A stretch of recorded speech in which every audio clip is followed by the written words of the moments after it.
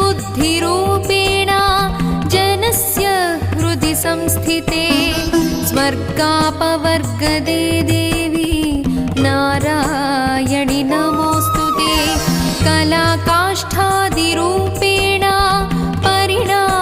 परिणामप्रदायिनी विश्वस्योपरतौ शक्ते नारायणि नमोऽस्तुते सर्वमङ्गलमाङ्गल्ये शिवे सर्वार्थसाधिके शरण्ये